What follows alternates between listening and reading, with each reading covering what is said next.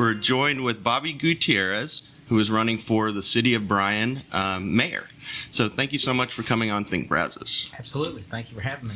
So we wanted to talk about a couple of things going on with the city, but first off, I wanted to hear a little bit about your background and also why you're running. Sure. I'm a lifetime member, lifetime citizen of Bryan. I came here. My dad was in the Air Force.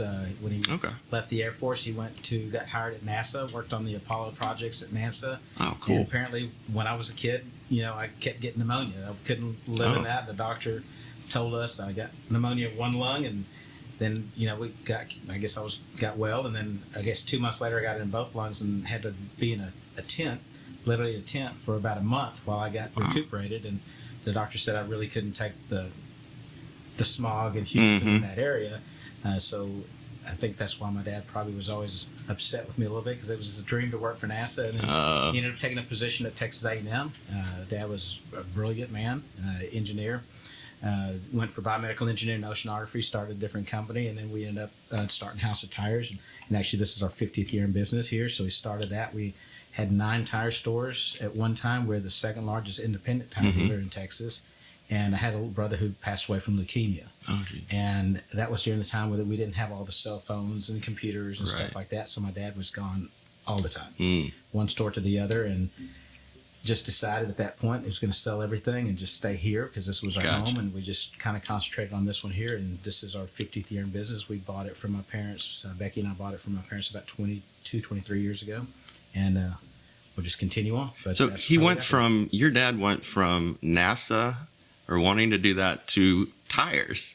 How did that happen? He did that as an investment. He kind of did that on the side. He worked for oceanography department, biomedical engineer, and he published. He invented. He's put different things through Texas A&M and at the research center back where we call the old annex, which is now Rellis campus, which full circle now I'm on the Rellis board. So it's one of those things for the advisory board. But it was a really neat deal growing up as a kid. But we had gas stations. It was us partnered with the Broaches at that time, the Shell gas station. We were operating all those.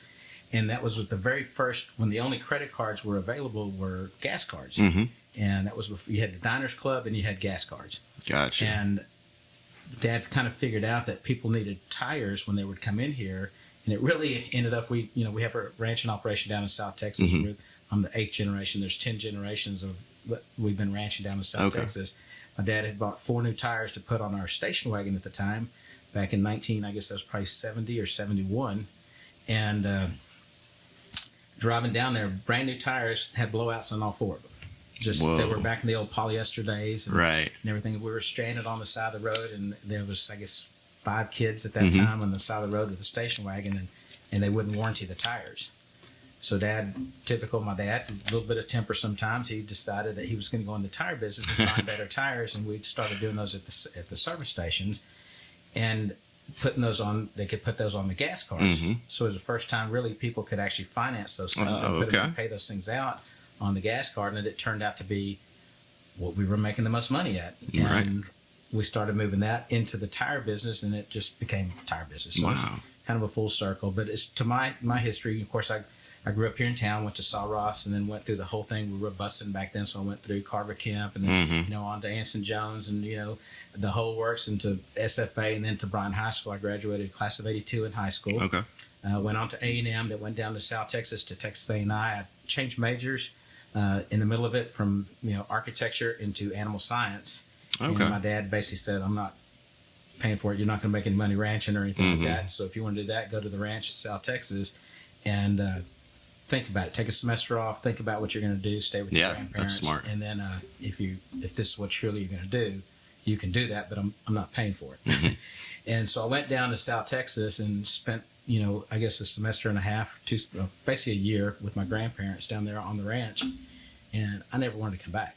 I mean, I thought, this is what I want to do for the rest of my life. This is in our blood. We're the 8th generation doing this. Our family has had that. It's an old Spanish land grant. It's still there today. Oh, nice. We still operate it as a whole. It's divisions, but it's in the whole. And I decided I would take classes on Tuesdays and Thursdays at Texas A&I, which is now Texas A&M Kingsville, so I could be with my grandparents on Friday, Saturday, Sunday, and Monday. And then I would spend 3 days at school, and I could help my grandparents on the ranch and just do all that kind of stuff. Did that. Meanwhile, my parents weren't paying for it when I was going there, so I had to find jobs. Right. And I would show up every morning at a place called Paul's Coffee Shop in Kingsville, Texas. And that's where all the ranchers and farmers went. And I'd pick up day jobs, whether it's working cattle, fixing fences, mowing yards, cleaning cars, pulling weeds, everything. Whatever it is, you just do it to survive. And pretty soon I started getting hired on by a couple of different regulars who were, some ranchers there and had different things, and which turned into a guy who had V&K Cattle Company, Paul Weissel and Fred Ketchum. But he also had a hunting operation that he private guide. Okay. So I became a private guide, custom guide out there for deer hunting and for quail hunting and for fishing and everything else, and which was really exciting, a lot of fun. Sounds like a fun job. It was an absolutely great job. And, we dealt with, titans of the world, basically. People would come down to King Ranch, and we had the kings, we had queens, we had billionaires, we had millionaires, we had business people and everything else. And we would go out every weekend to different ranches that we were contracted to go to, and one of them was Oscar Wyatt. Oscar Wyatt had Coastal Gas, Coastal States, and he would always ask for me because I was from Bryan. He grew up in Navasota. He was a big Aggie, so he went up, we'd always give me a hard time. Well, then he hired me. Oh, wow. And I was living at that time on the Seligson Ranch, which bordered the King Ranch, and running that ranch and operation. Oscar hired me to go work for him. Mr. White asked me to go over there, and that was kind of the start of everything at that point. Wow. I ran a camp down in Mexico. I ran a camp over in Colorado, Utah, for elk hunting, for deer hunting, just kind of any kind of hunting, fishing, anything I would do. Lee Bass married Ramona Seligson that I'd lived on the Seligson Ranch, and he called me up one day and he said, I just bought this 65,000 acre ranch. We want you to come work for us. Wow. And we toured the ranch and we go do all this stuff. And so, he gave me the whole spiel. People know Oscar. Oscar was probably the most fun I've ever worked for. It was like having a buddy, an uncle. You work for. You never knew what was going to come out of his mouth. I could write a book on just Oscar Wyatt. It was truly fun. But I'll never forget the closing statement when Lee Bass was offering me this job. He said, Oscar at that time was 65. I'm 35, and I'm this, I'm that, all this stuff like that. Bobby, there's a lot of controversy around Mr. White, and you'll never hear anything bad about me and my brothers, the Bass brothers. There's all kinds of different stuff about this, that, and the other. He goes, let me just tell you, if you leave Oscar and come to us and forget everything that he ever taught you, we can probably save you. And that was his closing statement. And I went home and thinking about that and thinking about my future and everything else. And I took the job and went to work for the Basses, and it was phenomenal too.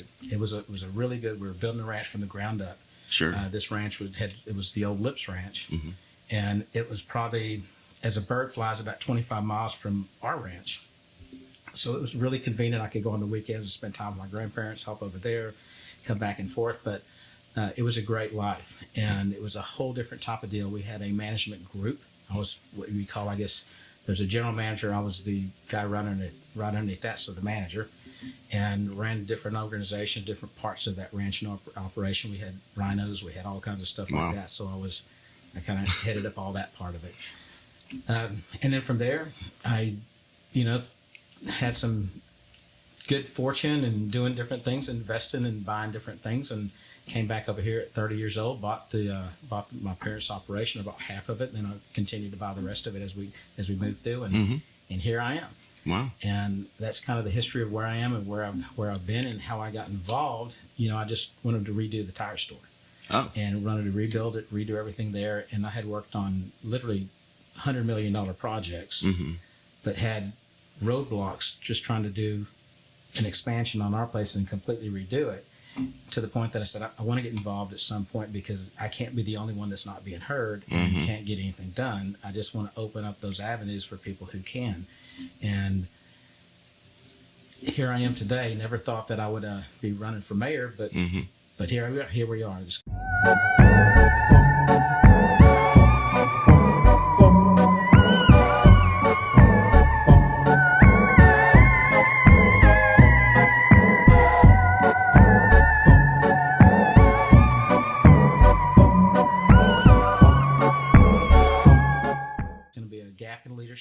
and I know how to build consensus. Yeah. I know how to get along with people. I know how to make things happen. I would always tell everybody, just wind me up and set me loose. But just be there, because nobody likes stuff to burn down, but a lot of times things have to burn down to make it better. Sure. And I am all about getting things done. Gotcha. Without drama going into the public and, hearing, all that stuff. It's just, you got to be able to get along with people. So what would if you could, I don't want you to list every single priority you might have, but if you have a couple for the next few years, should you be elected mayor, what would those be for Bryan? Well, obviously, economic development is one of my passions. Sure. I've been on the Bryan Business Council, which I love that organization. The RVP, or BVDC, which is the Brazos Valley Economic Development Corporation, used to be the former Research Valley Partnership. Those are great things, bringing new business, new companies in, creating jobs, creating higher paying jobs, creating place to live. That we can sustain. Our biggest export that we have right now, the biggest export we have in Bryan College Station, the county of Brazos, is talent. Okay. So we graduate these young men and women students every year, and that talent goes away somewhere because either quality of life, place, Sure. or having an actual job to come to. I think with the research facility, we have Texas A&M being on that RELIS board as an advisory partner on that RELIS board, and what we're going to do over there is amazing. I mean, we're going to be, bringing in all this different types of research, whether it's, defense, whether it's a biocorridor, whatever that is. We have an opportunity to capture those people and capture those businesses to stay here, not only doing the research, but doing the implementation of the manufacturing, whatever that may be. We have to set up infrastructure that will capitalize on keeping those people here. It's a younger generation. I was on P&Z for almost 12 years. Right. I was the chairman for, 6, 7, however many years I was the chairman of that thing. Leadership part of it is, students, it's a double-edged sword. Right. You've got to have the students, because that's what makes our cities and the county go round and round and round. So, but nobody wants them in their backyard. So where do you put them? It's what in Bryan, we actually enjoy and we love the students. We love having them over here. We don't enjoy the traffic. This College Station experience some of that stuff over there, but all that stuff is taken care of through proper planning. And if we can keep those kids here, if we can keep those young adults as they transition from graduate to implementation of whatever they're doing, because we have a brain trust, right next door to us, right, that is greater than just about anywhere on the earth, really, truly. Is a tier 1 university that is built on innovation and being mentors with some of these different companies. You get to see some really cool things. Some that are going to work, some that you don't know if they're going to work or not, but you never know which ones are going to take off. And we have to have that infrastructure. We have to have that stuff ready for them to be able to do it. And the question is what I want to do. I want to make sure that we have that. I want to make sure that we have those incubators ready. We want to have those positions, the spots ready. If right, kind of like they say, if you build it, they'll come. We need to have shovel-ready dirt. We need to have shovel-ready places. We need to have buildings that are ready to go, because the guy called me the other day, needs 30,000 square feet right now. Well, where do we have this ready 30,000 square feet? Yeah. Right now with Dock High. Well, I'm going through my head. You wouldn't believe the calls that I get every day for different things. I enjoy that people if I can help somebody get to somewhere, that's what I do. I'll pass them off to somebody else. What do you have for this? What do you have for that? And I haven't even moved that one along yet, but that was, talk to me on Saturday. A highly successful businessman that moved into town, and he needs something right now. He sold his other company, moved over here from Austin, and is not well connected. And he called me up and said, I need this. So we just need to have things that are ready to go.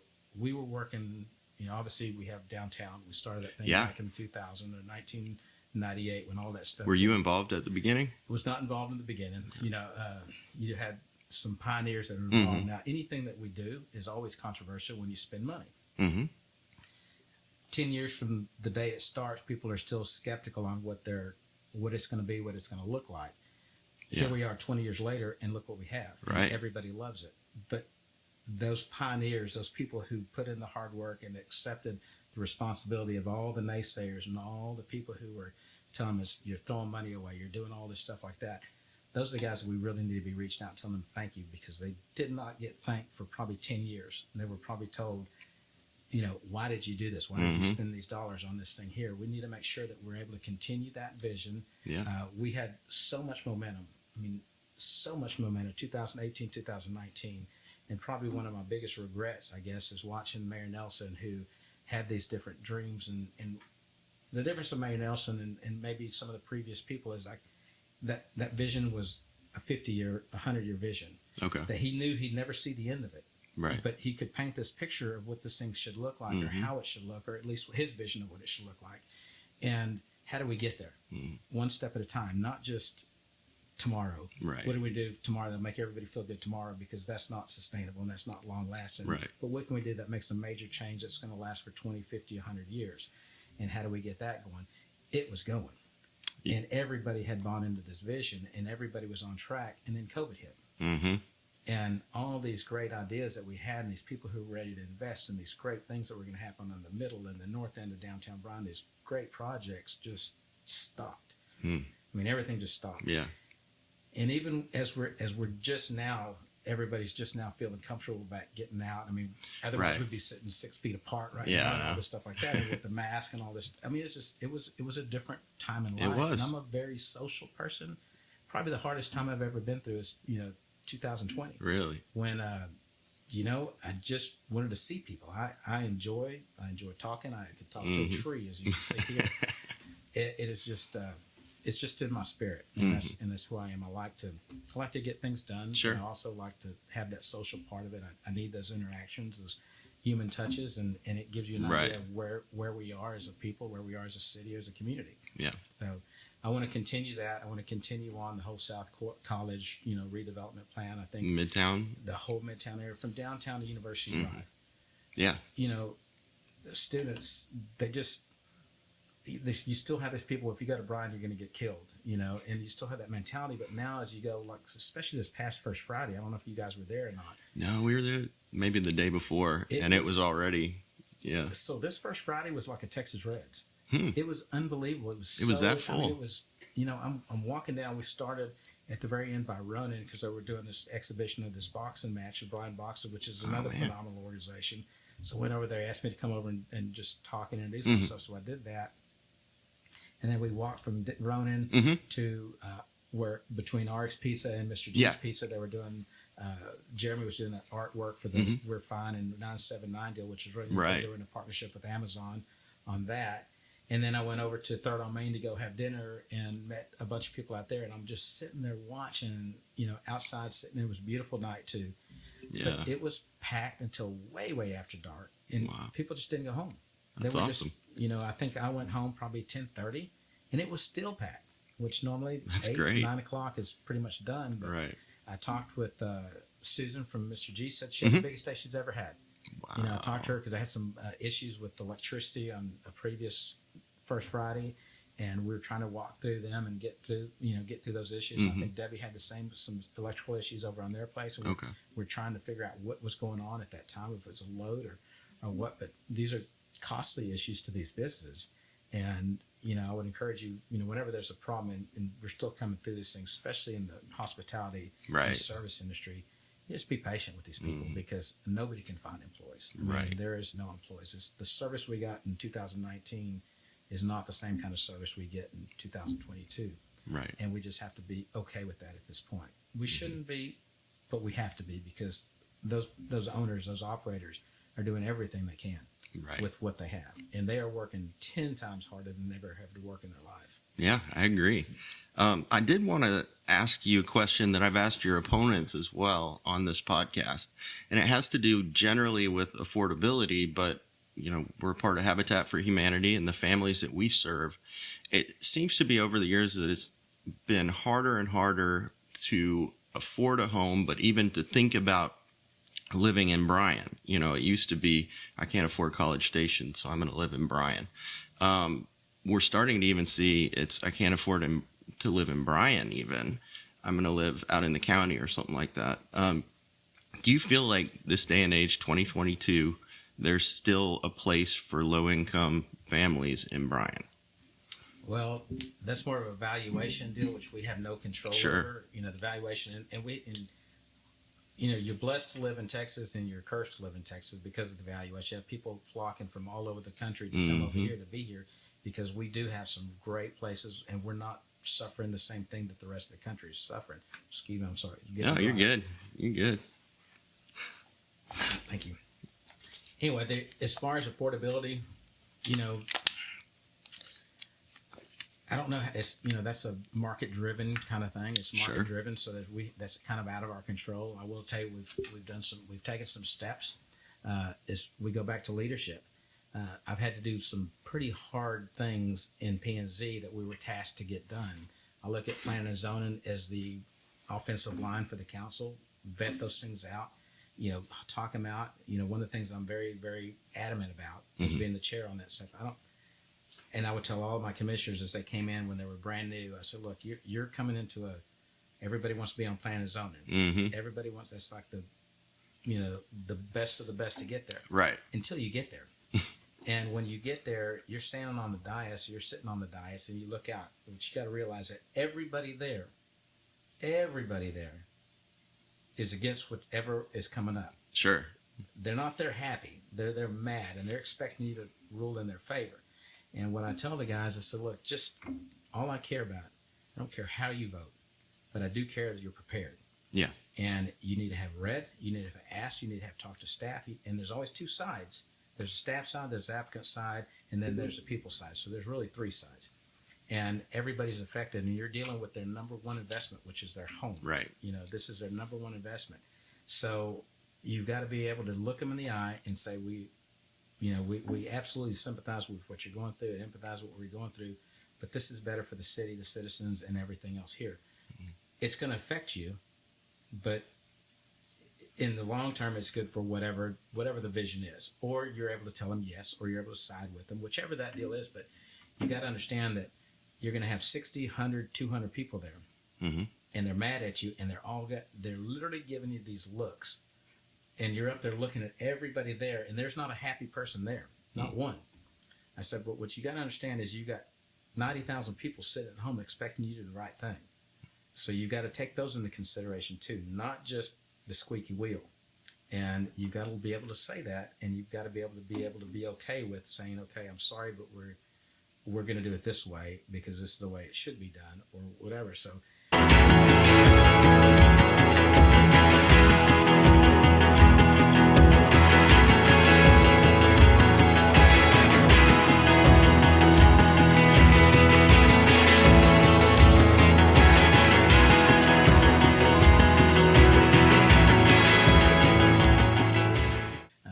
We have the same thing right now. One of the things that I pride myself on is I research everything. I come prepared, and I know what I'm talking about. I'm not going to go just start talking to talk, right. And I'm not going to blow with the wind. I'm not going to go whichever way. In our case, we're all running for office. I'm not going to go with wherever the votes are going to go. I'm going to go what I think is the best thing to do for the people, the citizens in our city. We represent all of those. Right. And, the council is kind of like the board of directors. We set the direction of the city. Right. The staff runs the city, but we set the direction based upon what citizen input we have. And now we have to balance the needs of the city and be able to pay for those things. Right. But when it goes back to affordable housing, one of the things we did was the MU1 designation. We were pulling the mobile homes out of out of residential areas. It was very, very tough, and it was very passionate because you're dealing with people's homes. So one of the good things that came out of that was, okay, so we can take, if you own your lot, we can take that lot as part of, we're not going to take the lot. We can credit that lot as part of the valuation, but we got to figure out how we get these people into generational wealth. Because when you're dealing with the depreciating asset of a mobile home, and there is no upside to that, the only thing that appreciates has been the property. Property values appreciate. Well, it was worth $5,000 last year. Now it's worth $8,000. But look at the actual structure. It's worth zero.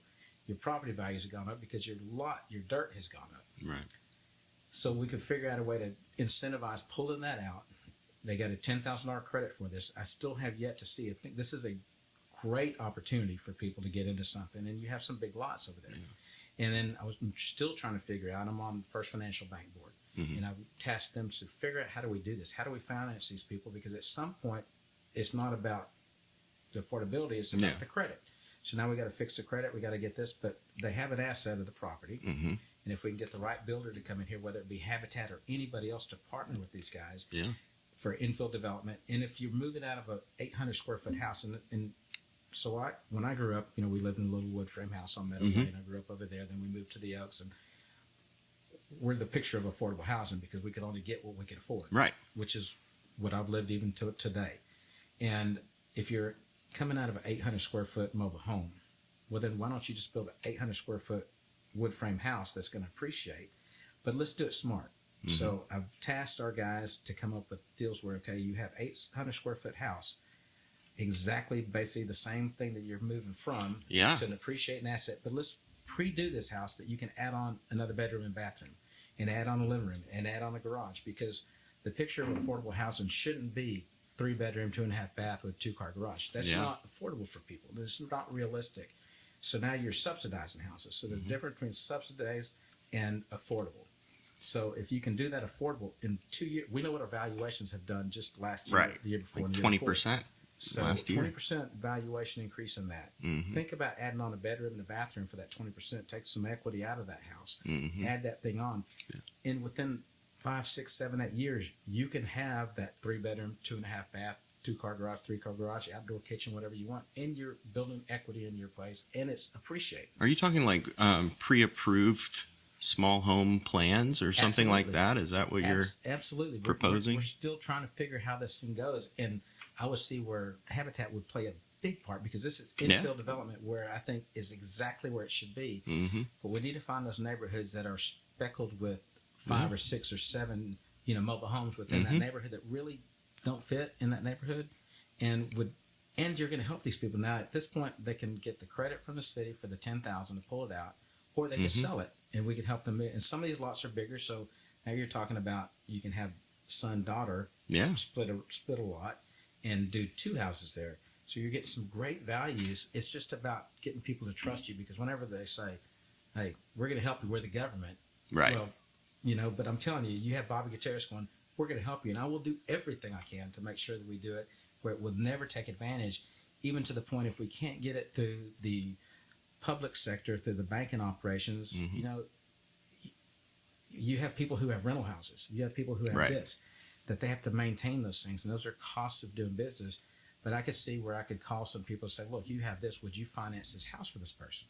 Would you finance this thing here?" With the understanding that if it ever comes to the point where it gets to foreclosure, we're going to have some serious talks, because this is never what this should be about. It should be about getting these people leg up, get them into something else, and help them build, feel good, do good with whatever you've accumulated, feel good with it, participate in that process, because I think by law you can do 1, 2, or 3 of them. Then you have to have a mortgage company. I know you can do 1, 2, and 3.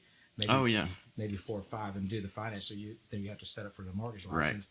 But with interest rates that are good, because on these mobile homes are paying 15, 16, 17% interest, and well, now interest rates are going up. But when we were talking about this, you get a home mortgage for 3, 4%, and you could do private equity and still 8%, 10%, and give them that much, plus it's escalating in valuations 20%, like we said last year.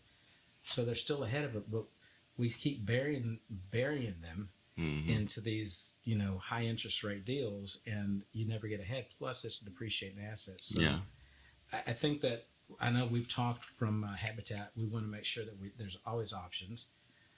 I would want to make sure that we're taking care of our people here locally. Sure. That we're not importing other people into the area to do a Habitat home. We make sure that we have because we have our own poor that we're dealing with, and we have our people who need these options. Y'all do a phenomenal job. I think when you import, you're just adding to it, and you're taking away from somebody who has already paid into the system and paid into our community and everything else. I would really like it to be here because we have plenty. Gotcha. So beyond that, we've talked about affordability. We've talked about your background, but is there anything else that you wanted to make sure that you add today before we wrap it up? I guess if you look at my history of service, the boards that I've been on, the leaders, one of the things about being on the board, one of the things about being asked to be on a board is I've learned is, there's good skill sets you have and there's bad skills. So you've got to continually try to improve on what you think is your bad skill sets, and then hone your good skill sets. I know how to build consensus. I know how to take. We all want the same thing. Literally, we all want the same. It doesn't matter if you're talking about party politics, if you're talking about people, if you're talking about a community. Everybody wants the same thing. You know, we have 2% fighting on this and 2% fighting over here, and we just bat this thing. If you look at national politics, it bats across the bottom, and nobody gets anything done. What I've always been able to do is look. Let's take all the conversation, because everybody's conversation is good. Everybody's input is good. I don't ever want to be the smartest guy in the room. If I'm the smartest guy in the room, we're in the wrong room. I want to be able to learn from everyone I have. Now, I will come in with my ideas, and then people have their other ideas. But let's figure out where we do agree, and let's move it a little bit at a time, because we can't agree. If that's going to keep us at the bottom, we're all going to stay at the bottom. Let's just figure out how we get to it in a calm, it doesn't have to be a fight for everything. It just has to be, look, I don't agree with that. You don't agree with this. But we do agree with this. Can we just get this part done? Right. Can we get this done? Can we get this done? Because pretty soon you're coming closer, and it gets back to the same thing. We all want the same thing. We want our ability to have our life, our freedoms. We want to be able to succeed. We want to live in a community that is beautiful. We want to live in a community that our kids and our grandkids will be proud of. We want to, my granddad taught us one thing: is leave it better than you found it. Right. That's my motto, and it will always be my motto. It's a little different for me and my wife Becky, because we didn't have kids. We weren't able to have kids, and so this community is kind of my kid, and I don't know what I've done to deserve the life that I have. I say I'm blessed. I say I'm lucky. My mom says, no, you're blessed. And have another guy said, no, you've worked yourself lucky. You've worked yourself blessed. And we do. We work very hard. We're at that part of our life now that it's not about the money. It's not about accumulating things. It's literally about what's that legacy. Right. I think we have enough to get to the end. If I don't, I know how to raise money. So hopefully we'll have a benefit from me at the end. And somebody will come and do. But I think we're going to be fine. But we do want to leave it. We want to leave it better. We want to make it for the next generation, for your kids, for the next generation. My nieces, my nephews. I'm Uncle Bob to like half the town. So, and I love that. And like I said, it's a social thing, and I enjoy people. I enjoy the camaraderie. I enjoy being able to facilitate whatever they need to help. People stop by the tire shop all the time. They say, I need this, and this. Well, I don't know anything about that, but I can direct you to somebody who might, and just tell them I sent you there, and it's part of our service to the community. So how can people get in touch with you or learn more about you, or get in touch with your campaign? Well, I guess the main thing of the campaign is our campaign, our website is www.bobbyforbryan.com. Okay. I would encourage everybody to look at my endorsement page and see the people who are backing me.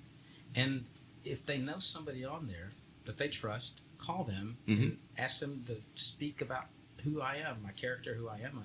I'm proud of who I am. I'm proud of my name. I'm proud of what I've done in the community. I look forward to doing more. I do know how to bring leadership and do research. I don't come unprepared. I come prepared for whatever it is, and I also accept that I'm not going to make everybody happy. Right. Not everybody's going to agree with me at every time, and I'm okay with that, provided that I know that I'm doing the right thing for the majority of the people and what I think is the vision of Bryan and the years to come. All right. Well, Mr. Gutierrez, again, this has been Bobby Gutierrez running for the city of Bryan mayor. Thank you so much again for coming on Think Brazos. Absolutely. Thank you for the opportunity. All right.